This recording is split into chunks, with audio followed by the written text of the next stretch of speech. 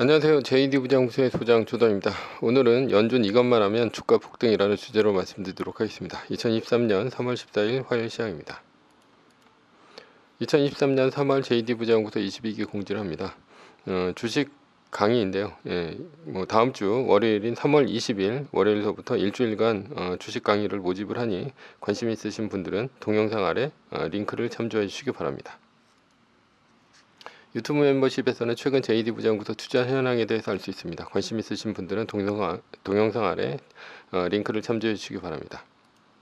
뉴욕 마켓워치 미 은행 파산 위기 조짐 파악 중 채권 올라가고 달러 떨어지고 주식 혼조다 라는 기사가 있는데요.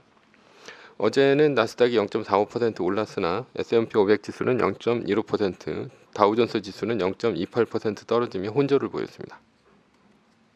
메인 이슈입니다. 연준 이것만 하면 주가 폭등. 어제는 격동의 하루였습니다.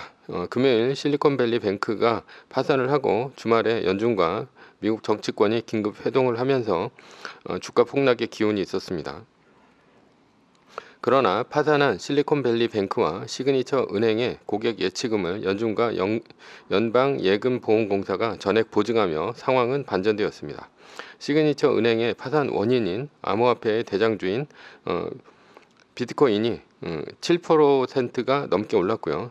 그래서 24,000불을 넘어섰습니다. 그리고 나스닥 선물이 1% 넘게 오르기 시작했고요. 달러 인덱스가 떨어지며 달러원 환율도 1,300원 밑으로 떨어지기 시작했죠. 미국채 2년물은 57.70bp가 떨어지며 폭락해 4% 초반대까지 떨어졌으며 미국채 30년물도 3.649%까지 떨어졌습니다. 최대 100bp까지 벌어졌던 장단기 금리차는 약 50bp까지 좁혀졌습니다. 그리고 연준이 더 이상 금리를 올리지 못할 것이란 예상이 나왔죠. 왜냐하면 실리콘밸리 뱅크의 파산 이유가 연준이 금리를 올리면서 미국채의 가격이 떨어졌기 때문입니다. 미국채 장기물에 2천억 불을 투자를 했던 실리콘밸리 뱅크는 제로금리였던 미국 기준금리가 4%를 넘어서며 손실만 40%를 봤습니다. 즉 800억 불이 안전하다는 미국채 투자에서 손실을 본 것이죠. 따라서 장부상 손실이 드러나고 이로 인해 경영진은 유상증자를 해서 손실을 메우려고 했으나 피터 틸을 비롯한 큰손들의 뱅크런으로 걷잡을 수 없는 상황에 이르렀습니다. 그러자 실리콘밸리 뱅크는 결국 파산했습니다. 따라서 앞으로 연준이 더 금리를 올린다면 결국 실리콘밸리 뱅크와 같은 미국채에 투자한 은행들의 도미노 파산이 이어질 것이란 예상입니다. 옐런 미 재무장관 실리콘밸리 은행 파산에 구제금이 없다라는 기사가 있는데요. 제닛 옐런 미국 재무부 장관은 실리콘밸리 뱅크 파산과 관련해 구제금융을 하지 않겠다고 했습니다.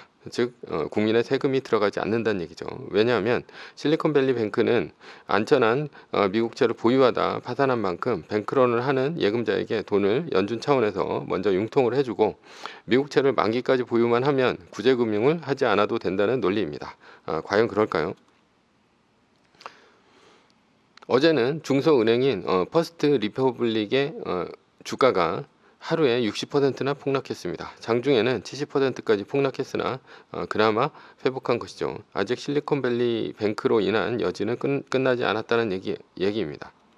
만약 실리콘밸리 뱅크 파산만으로 위기가 끝난다면 연준의 말이 맞습니다. 그러나 퍼스트 리퍼블릭뿐 아니라 다른 은행에 연이어 부실이 드러나고 파산이 이어진다면 미국 정부는 구제금융을 하지 않을 수 없습니다.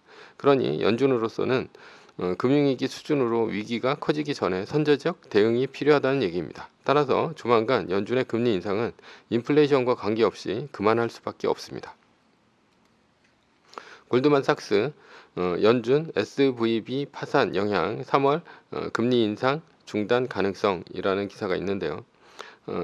골드만삭스는 이런 결과를 염두에 두고 이번 FOMC에서 금리 인상이 중단될 수 있다고 했습니다.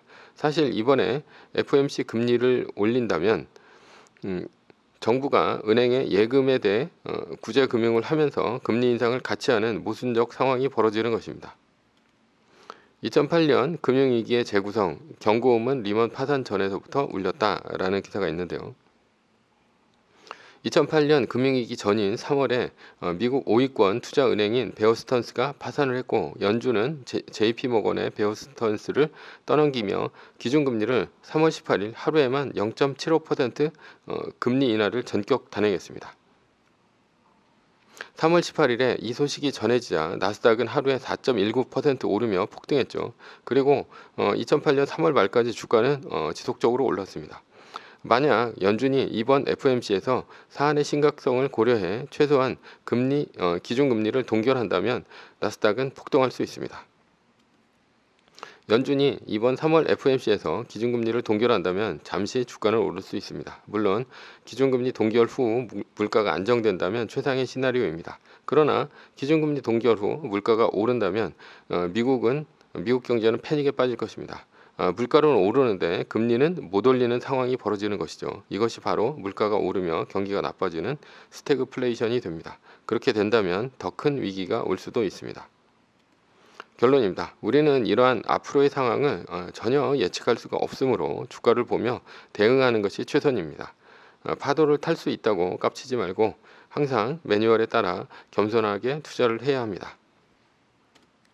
매뉴얼입니다. 세계 1등 주식은 전고점 대비 2.5% 떨어지며 떨어질 때마다 10%씩 팔면서 리밸런싱을 하다가 나스닥 마이너스 3%가 뜨면 말뚝을 박는 것입니다. 그러다 반등이 시작되면 V자 반등 리밸런싱을 하면 됩니다. 자세한 내용은 JD 부장부터 다음 카페를 참조하시거나 동영상 밑에 리밸런싱 말뚝박기 댓글 링크를 참조하시기 바랍니다. 전제는 세계 1등 주식은 우상해야 합니다. 매뉴얼을 지키며 세계 1등에 투자하면 매년 25%의 복리로 10년간 10배, 20년간 100배로 재산을 불릴 수도 있습니다. 위의 상황은 매뉴얼일 뿐입니다. 따를 사람은 따르고 참고할 사람은 참고하시면 됩니다.